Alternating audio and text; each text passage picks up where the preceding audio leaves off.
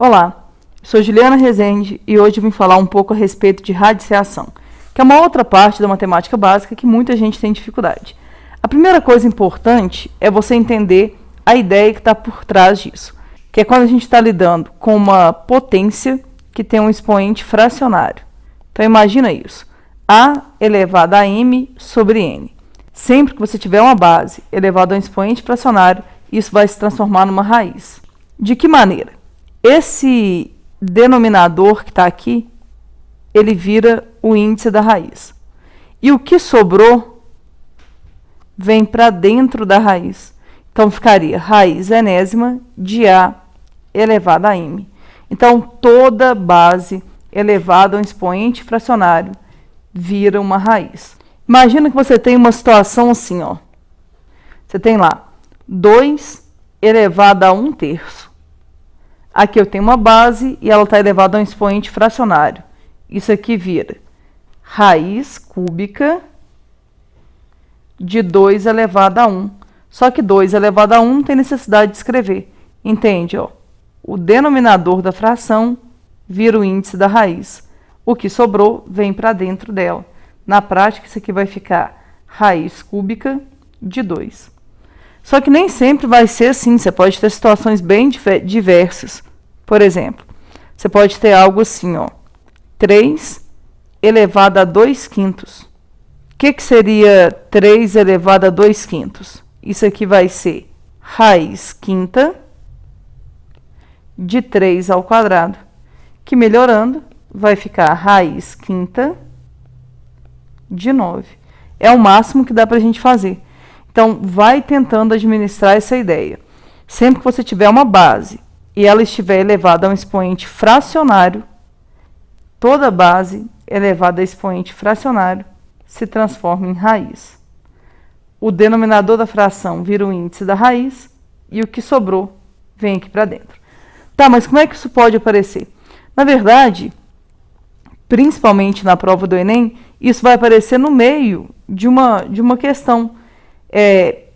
Eles não vão te dar uma expressão cheia de raízes para você resolver. Eles vão cobrar isso junto com outras coisas. Mas é importante que você saiba alguns detalhes a respeito de raiz para que você consiga resolver. Vamos ver como é que funciona. Olha, aqui a gente vai dividir o nosso estudo em dois casos. Como assim? O índice da raiz, ele é o n. Esse n, ele é um número natural. Quando o número é natural, existem duas possibilidades para ele. Ou ele vai ser par, ou ele vai ser ímpar. E aqui a gente vai ter que dividir o nosso estudo em dois casos. O primeiro caso, eu vou pensar que o n é par. Quando o n é par, a gente vai ter algumas dificuldades aqui. Por quê? Porque sempre que você tem uma raiz com índice par, a gente vai ter algumas restrições. Como assim? Eu estou imaginando, ó, que esse carinha aqui, ele é par. O que você vai precisar guardar para mim? Duas coisas. Primeiro, quando o índice é par, quem está dentro da raiz, ou seja, o A, ele tem que ser um número maior ou igual a zero. Por quê? Porque não existe raiz com índice par de números negativos. Então, o primeiro problema que a gente tem quando se depara com um índice par é esse. Quem está dentro da raiz tem que ser maior ou igual a zero. Agora, a gente tem um segundo problema, que é o resultado da raiz. Imagina que essa raiz aqui seja igual a b. Esse resultado b, ele também vai ter que ser maior ou igual a zero. Ou seja, só existe raiz com índice par de números não negativos e o resultado de uma raiz com índice par também sempre vai ser um número não negativo. Ah, Ju, mas como assim? Por exemplo, se você se deparar com uma situação assim, ó, raiz quadrada de menos 9. Por exemplo, raiz quadrada de menos 9. Isso aqui, gente, não existe nos números reais. Em nenhuma hipótese. Ah, mas não tem uma exceção? Não tem. Não existe raiz com índice par de números negativos. Quando eu falo assim, aqui, para quem não se lembra, quando não tem nada é porque é raiz quadrada. A gente não precisa escrever, tá? A gente deixa sem. Mas, sei lá, se ao invés de raiz quadrada eu tivesse raiz quarta, de menos 9, isso aqui também não existe nos números reais. Nunca vai existir. E outro detalhe importante é a respeito do resultado. Sempre que você tiver uma raiz com índice par, o resultado dela tem que ser um número maior ou igual a zero. Por exemplo, raiz quadrada de 9. Raiz quadrada de 9 é 3. Muita gente se confunde e escreve assim: ah, eu lembro, raiz quadrada de 9 é mais ou menos 3. Isso aqui está completamente errado, viu, gente? Por quê? Porque a raiz é um número. Não tem como um número assumir dois valores. Ou é positivo ou negativo. Ou zero, no caso, né? Mas aqui, raiz quadrada de 9 é só 3, não é mais ou menos 3. Então, muito cuidado com isso. Então, anota essas duas observações que estão aparecendo aí na tela. O resultado de uma raiz com índice par é sempre maior ou igual a zero. E não existe raiz com índice par de números negativos. O que eu quero te dizer aqui é que, geralmente, quando a gente se depara com uma raiz com índice par, a gente tem uma certa dificuldade. Porém, essa dificuldade ela ocorre mais quando você não sabe de quem você está retirando a raiz. Como assim? Imagina uma situação como essa. Ó. Você está lá calculando raiz quadrada de menos 3 ao quadrado. A primeira pergunta que você tem que se fazer: essa raiz aqui existe? Existe. Ah, Ju, mas como? Entende? O menos está elevado ao quadrado. Então, isso aqui é raiz quadrada de 9. E raiz quadrada de 9 é 3. Qual que é um erro comum aqui? O erro comum é o aluno fazer assim, ó. Está lá calculando raiz quadrada de 9. Aí ele lembra, eu posso cortar essa raiz com esse quadrado e isso aqui vai dar menos 3. Está completamente errado, porque a gente já viu isso. O resultado de uma raiz com índice par nunca vai ser negativo. Ah, mas como é que eu faço então? Essa ideia de cortar a raiz ela é válida, desde que você tenha certeza de que o que vai sair da raiz com índice par é um número não negativo. Então, a gente até pode cortar essa raiz com esse quadrado, desde que a gente use uma ferramenta que garanta que resultados não sejam negativos. E essa ferramenta é o módulo. Aí a gente faz assim, ó, módulo de menos 3. O que é módulo de menos 3? É 3. E aí você pode fazer. Só que, como eu disse, a minha preocupação não é com situações desse tipo. Quando você sabe quem está dentro da raiz, eu não tenho muita preocupação, porque eu acho que você vai se lembrar que o resultado de uma raiz com índice par não pode ser negativo. O problema é quando ele te dá uma situação desse tipo, ó, raiz quadrada de x ao quadrado. O que muita gente faz? A pessoa vem aqui, corta essa raiz com esse quadrado e fala que o resultado dá x. E está errado. Ah, Ju, como assim está errado? Está errado porque a gente não tem certeza que esse x aqui não é negativo. Então, quando a gente não tem essa certeza, a gente tem que garantir de alguma forma que o resultado não vai ser um número negativo. E como é que a gente garante isso? A gente garante isso usando uma ferramenta que garante que resultados não sejam negativos. E essa ferramenta a gente chama de módulo. Então, raiz quadrada de x ao quadrado não é x. Raiz quadrada de x ao quadrado é módulo de x.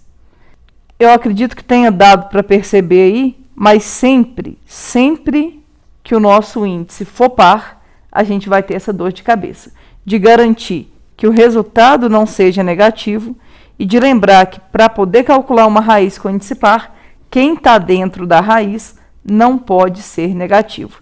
Esse que aparece dentro da raiz aqui, a gente chama de radicando. Ah, Ju, eu tenho que guardar esse nome? Depende do tipo de prova que você vai fazer. Mas a gente vai falar muito nisso e eu acho que você vai acabar memorizando esses nomes, sim. Agora, vamos ver um segundo caso, que é um pouco mais simples, que é quando n é ímpar. Aqui, a situação é um pouco mais simples. Imagina que você tenha lá raiz com índice n de a. A gente está imaginando que esse n que aparece aqui é um número ímpar. Se isso acontece, aqui é uma situação sem restrições. Como assim? Quando você está mexendo com uma raiz com índice ímpar, o radicando pode ser qualquer número, ou seja, basta que o A pertença aos números reais. Agora, imagina que o resultado dessa raiz seja B. Esse B também pode ser qualquer número real. Resumindo, a gente não vai ter problemas aqui. Como assim? Por exemplo, eu preciso calcular raiz cúbica de 8. Raiz cúbica de 8 é raiz cúbica de 2 ao cubo. Aqui eu posso simplesmente pensar, o índice é igual ao expoente, eu posso cortar essa raiz com esse expoente, que é que vai dar o resultado? 2. Mas pode acontecer de a gente se deparar com uma situação assim, ó, raiz cúbica de menos 27. Muita gente chega aqui e pensa assim, já era, né? Tá, não existe raiz de número negativo? Depende. Se o índice for ímpar, quem está aqui dentro pode ser qualquer coisa. Então, como é que ficaria isso? Ficaria raiz cúbica de menos 3 ao cubo. Esse índice cancela com esse expoente e o resultado dá menos 3, e não tem problema nenhum nisso. O resultado de uma raiz com índice par não pode ser negativo, mas o resultado de uma raiz com índice ímpar pode ser qualquer coisa. Pode dar um número positivo, pode dar um número negativo, e não tem problema nenhum nisso. Então, qual que é a vantagem? De repente, está lá calculando assim, ó, raiz quinta de x elevado a 5. Entende? Eu não faço ideia de quem seja o x, mas eu posso simplesmente cortar esse índice com esse expoente, e o que vai dar o nosso resultado? Vai ser x. Ju, aqui eu não preciso usar o módulo, não? Não. Eu posso usar o módulo se eu quiser? Não! Por que que não? Porque eu não posso interferir no resultado. Se quem estiver dentro de uma raiz com índice ímpar for positivo, o resultado da raiz vai ser positivo. Se quem estiver dentro de uma raiz com índice ímpar for negativo, o resultado vai ser negativo. Então, eu não posso usar o módulo aqui. Esse, gente, é o melhor tipo de raiz que pode aparecer para nós. Por quê? Porque não tem restrição. Vamos relembrar aqui como é que a gente calcula raiz. Por exemplo, suponha que eu queira saber quanto que vale raiz quadrada de 324. Pode ser que você saiba isso aqui de cabeça, de tanto já ter feito conta e tudo mais. Se souber isso, ótimo. Uma das maneiras de você calcular essa raiz é fatorando quem está dentro da raiz. Como é que funciona isso? Você vem aqui, ó, e fatora o 324. A ideia é a gente tentar escrever o 324 de uma maneira diferente. Então, vamos ver. 324 por 2 vai dar 162. Por 2 de novo, vai dar 81. Não dá mais por 2. O próximo primo que existe é o 3. Por 3, vai dar 27. Por 3 vai dar 9, por 3 vai dar 3 e por 3 vai dar 1. Então, o que é o 324? Como é que a gente pode reescrevê-lo?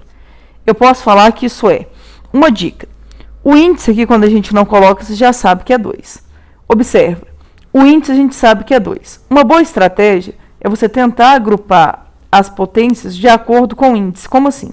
Aqui eu venho e escrevo 2 ao quadrado. Repara que o 3 ele aparece 4 vezes. Só que ao invés de escrever 3 elevado a 4, eu escrevo 3 elevado a 2 vezes 3 elevado a 2. Qual que é a vantagem de fazer isso? Quem tem o índice igual, qual que é a vantagem de fazer isso? Quem tem o expoente igual ao índice sai da raiz. Então, esse 2 vai sair da raiz, esse 3 vai sair da raiz, esse aqui também.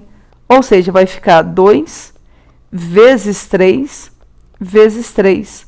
2 vezes 3 é 6. 6 vezes 3 vai dar 18.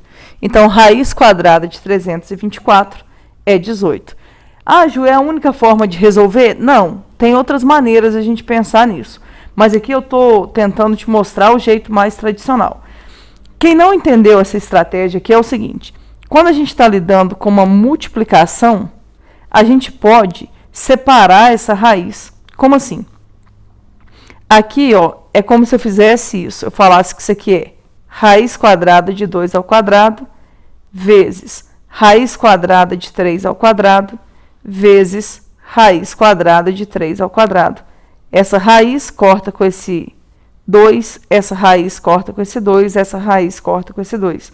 Isso aqui vai dar 2 vezes 3 vezes 3. Só que não há necessidade da gente fazer isso passo a passo. Você pode agrupar de acordo com o índice da raiz e ver quem sai e quem não sai. Agora, todo o cuidado do mundo. Por quê? Porque a gente só pode separar quando a gente está lidando com uma multiplicação ou com uma divisão. Como assim? Imagina que de repente você se vê obrigado a fazer esse cálculo. Você precisa calcular a raiz quadrada de 0,36. Lembrando, gente, que eu estou mostrando aqui inicialmente exemplos com raiz quadrada, mas a ideia vale para qualquer índice, tá? Mexer com o número decimal não é muito bom. Dentro de uma raiz fica pior ainda. Então, vou reescrever isso aqui. Vou falar que isso aqui é raiz quadrada de 36 sobre 100. Duas casas decimais, então eu divido por 100. Eu venho aqui agora e penso, o 36 tem raiz exata, raiz de 36 é 6. 100 também tem raiz exata, é 10. Então, o que vai dar o nosso resultado? Isso aqui vai ser 0,6. Agora, a gente só pode fazer isso se for uma multiplicação ou uma divisão. O que eu estou querendo dizer? Por exemplo, imagina que você se depare com uma situação assim, ó, raiz quadrada de 9 mais 16. Muita gente chega aqui e pensa assim, eu vou separar isso. Vou falar que isso aqui é raiz quadrada de 9 mais raiz quadrada de 16. Só que está errado. Por que está errado? Porque é uma soma. Eu não posso falar que essas coisas são iguais. Na verdade, elas são diferentes. Pensa um pouco. O que daria raiz quadrada de 9? Raiz quadrada de 9 é 3. E raiz quadrada de 16 é 4. 3 mais 4 daria 7. E esse resultado está errado. Por quê? O que é raiz quadrada de 9 mais 16? Isso, na verdade, é raiz quadrada de 25. Confere a soma. Ó. 9 mais 16 é 25. E o que é raiz quadrada de 25? É 5. Então, não existe essa de você separar uma raiz quando tiver soma ou subtração. A gente só faz isso na multiplicação ou na divisão. Agora, tenta entender. Aqui, ó, deu um resultado inteiro, né? Deu um número bonitinho ali. Só que nem sempre vai ser assim. Nem todo número vai ter raiz exata. E aí a gente vai ter que pensar como que nós vamos fazer com isso. Olha esse exemplo. Raiz quadrada de 500. O que você pode fazer? 500 não tem raiz exata, mas a gente consegue calcular quanto que vale a raiz de 500. O primeiro passo seria você pensar em fatorar. Não tem problema nenhum em fazer isso. Só, gente, que eu tento evitar sempre que eu posso. Ou seja, quando eu estou calculando raiz quadrada de 500, eu tento reescrever isso. Eu penso, o que seria 500? 500 é 5 vezes 100. Entende? O 5, ele não tem raiz exata, mas o 100 tem. Raiz quadrada de 100 é 10, ficaria 10 raiz de 5. E aí você deixa a conta desse jeito, 10 raiz de 5, está resolvido o seu problema. Ju, dá para fazer isso sempre? Dá. Você pode tentar melhorar. Às vezes, você não vai conseguir. Por exemplo, raiz quadrada de 19. Aqui não tem como melhorar. Por que não tem como melhorar? Porque 19 é um número primo, não tem nem como fatorar, não dá para tirar nada. Então, às vezes, você vai conseguir melhorar, às vezes não. O ideal é que você consiga pensar nisso de uma maneira prática. Lembrando que fatorar é uma possibilidade, mas, em geral, eu tento não utilizar. Como assim? Imagina que eu tivesse que calcular raiz quadrada de 32. 32 não tem raiz exata, mas eu posso vir aqui e pensar, o que seria o 32? 32 é 16 vezes 2. O 16 tem raiz exata, o 2 não. O que daria meu resultado? 4 raiz de 2. E assim por diante. Sempre que der para você melhorar a raiz, você vai conseguir fazer isso. Você deve estar pensando, tá, mas e se ao invés de ser uma raiz quadrada, for, sei lá, uma raiz cúbica? Não tem problema. A ideia é sempre a mesma. Imagina que você tivesse que calcular a raiz cúbica de 162. Aqui, eu te aconselho a fatorar, a menos que você saiba de qual que seria a fatoração aqui. Mas fatora ele, ó. 162. Por 2 vai dar 81. Por 3 vai dar 27. Por 3 vai dar 9. Por 3 vai dar 3 e por 3 vai dar 1. O que vai virar isso? Lembra, o índice da raiz agora é 3. O ideal é você agrupar de acordo com o índice. Observa que o 3 aparece aqui 4 vezes. O 2 aparece uma vez só. Então, vou escrever assim, ó, raiz cúbica de 2 vezes 3 elevado a 3. Entende? Esse 2 não sai da raiz, esse 3 não sai da raiz, mas esse sai. Então, o que vai dar a nossa resposta? 3 raiz cúbica de 6. Por que 6? Porque sobrou um 2 e um 3.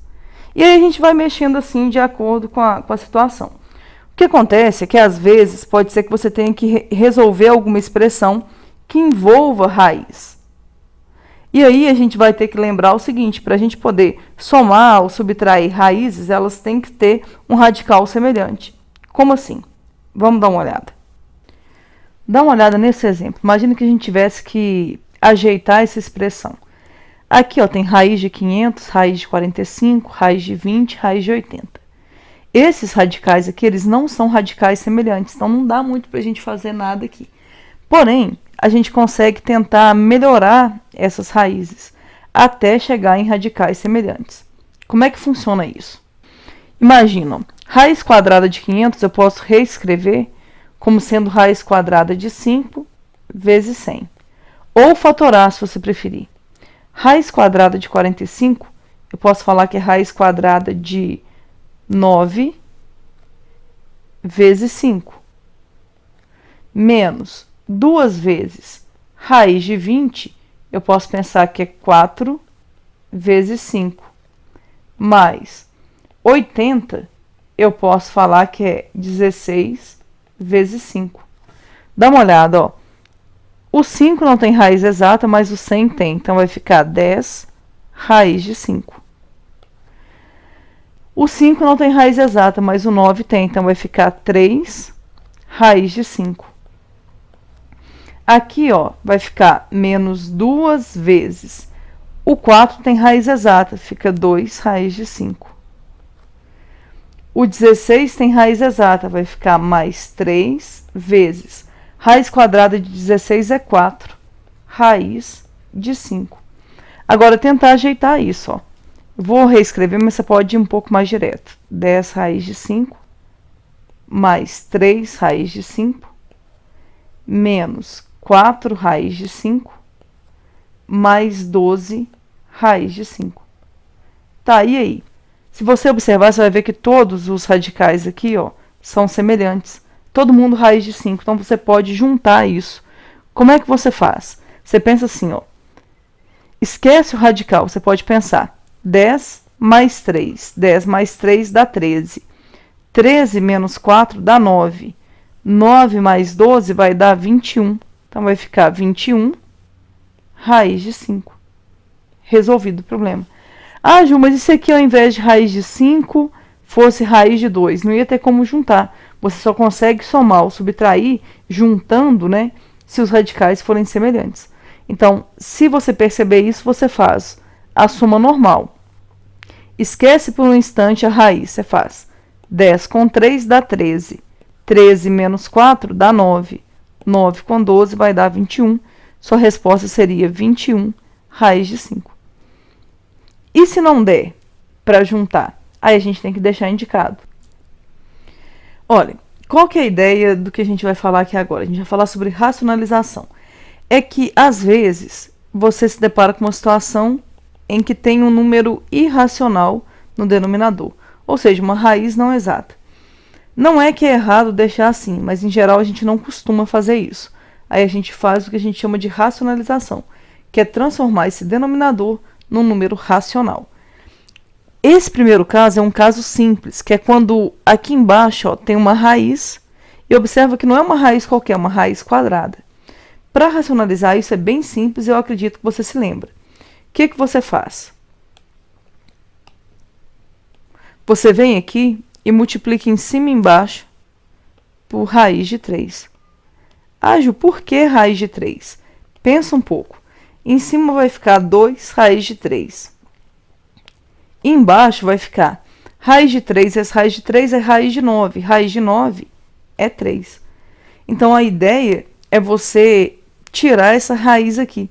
Entende? Quando você faz raiz de 3 vezes raiz de 3, isso dá raiz quadrada de 3 ao quadrado. Essa raiz corta com esse quadrado, seu resultado é 3. Então, o nosso objetivo é encontrar uma situação em que o índice da raiz e o expoente fica igual. Por isso que esse caso é simples. Quando você tem uma raiz quadrada embaixo, é só você vir aqui e multiplicar em cima e embaixo por raiz de b. Por que tem que multiplicar em cima e embaixo? Porque quando você multiplica em cima por raiz de 3 e embaixo por raiz de 3, está multiplicando por 1. E multiplicar um número por 1 não altera o valor desse número. Agora, nem sempre você vai ter esse primeiro caso. Pode ser que você se depare com um segundo caso, que é o que eu vou te mostrar agora. Imagina uma situação como essa. Ó. Você tem lá 2 dividido por raiz de 3 mais 1. O que muita gente pensa? Ah, tem um raiz de 3 aqui embaixo, então eu vou multiplicar em cima e embaixo por raiz de 3. Não vai adiantar. Entende? Você pode vir aqui sem nenhum problema e multiplicar em cima e embaixo por raiz de 3. Mas olha o que daria isso. Em cima ficaria 2 raiz de 3. Entende? Aqui eu teria que usar a propriedade distributiva. Teria que fazer raiz de 3 vezes raiz de 3, 1 vezes raiz de 3. Ficaria como? Raiz de 3 vezes raiz de 3 dá raiz de 9, que é 3. 1 vezes raiz de 3 dá raiz de 3. O que eu quero que você entenda? Não está errado, viu? Esse número aqui é igual a esse número de cá. Só que não adiantou. Por que não adiantou? Qual que era o nosso objetivo? Era tirar a raiz do denominador. E a gente não conseguiu fazer isso. Então, aqui a gente tem que usar um recurso diferente. Que recurso que é esse? A gente vai usar aqui um produto notável. Que, se você não se lembra, tem uma aula sobre fatoração aqui que eu vou deixar no cantinho para que você se recorde a respeito disso. É um produto notável que chama produto da soma pela diferença de dois termos. Então, imagina que você tenha lá a menos b vezes a mais b. Quando você tem uma situação como essa, desenvolvendo isso, você faz o quadrado do primeiro menos o quadrado do segundo. Ah, de onde que saiu isso? Sai de você desenvolver isso aqui, ó. Você pode fazer um por um, ó. A vezes A dá A ao quadrado. A vezes B vai dar mais AB. Menos B vezes A vai dar menos AB. Ou BA, se você quiser escrever. E menos B vezes B vai dar menos B ao quadrado. Confere. Mais AB com menos AB cancela. O que sobra disso? A ao quadrado menos B ao quadrado. Agora você deve estar pensando, tá, mas por que você está me mostrando isso? Porque é esse recurso que a gente vai usar aqui.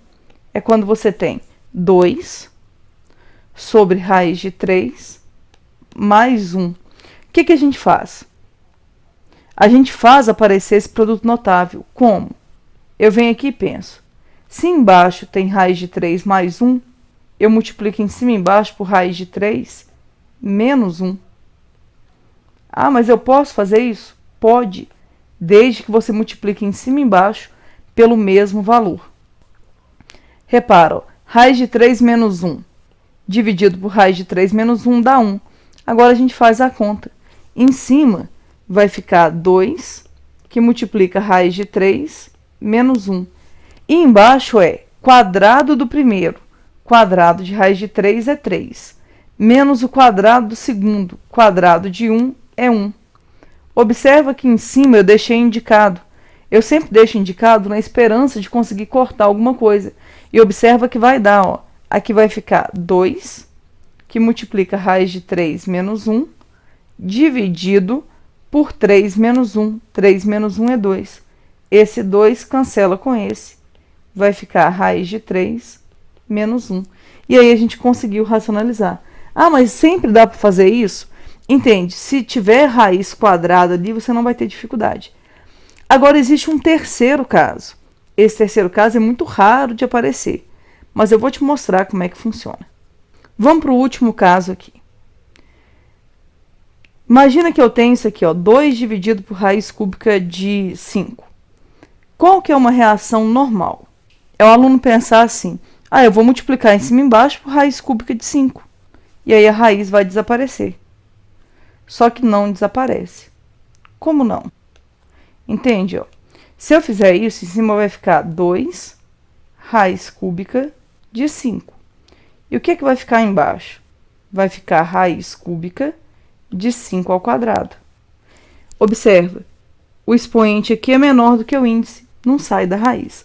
Tá errado fazer isso? Não. A gente multiplicou em cima e embaixo pelo mesmo número, então você não alterou. A gente multiplicou em cima e embaixo pelo mesmo número, então você não alterou o valor do número. Só que não adianta. Aqui, ó, ficaria raiz cúbica de 25. Por que 25? 5 ao quadrado. Como é que a gente faz, então, para resolver esse problema? A ideia é você pensar no final. Quando é raiz quadrada, a gente não precisa fazer isso porque é muito intuitivo. Mas aqui é importante que você faça. Como assim? Você pensa o que tem que aparecer aqui no final. Entende? Como é raiz cúbica, no final tem que aparecer raiz cúbica de 5 elevado ao cubo. Por quê, gente? Porque aí essa raiz vai cancelar com esse 3 e vai sobrar 5. Agora, por que é importante você pensar no que tem que aparecer no final? Porque na hora que você pensa no que tem que aparecer no final, você consegue entender o que tem que aparecer aqui no meio do caminho. Aqui é 5 elevado a 1. Se eu quero que apareça 5 elevado a 3, eu tenho que multiplicar por raiz cúbica de 5 ao quadrado. Confere. 5 elevado a 1 vezes 5 ao quadrado vai dar 5 ao cubo. Só que eu vou multiplicar em cima também. Raiz cúbica de 5 ao quadrado. O que vai dar isso? Vai dar 2 raiz cúbica de 25. Por que 25? Porque é 5 ao quadrado. Dividido por raiz cúbica, 5 elevado a 1 vezes 5 elevado a 2 dá 5 elevado a 3. O que vai ser o nosso resultado? 2 raiz cúbica de 25 dividido por 5. E está resolvido o nosso problema. É um caso comum? Não. Quase em lugar nenhum eles cobram esse tipo de racionalização. Mas pode aparecer. E se aparecer, você vai conseguir resolver. Espero que você tenha entendido. Não se esqueça de se inscrever no canal. Se você já é inscrito, ative as notificações. E até o nosso próximo encontro.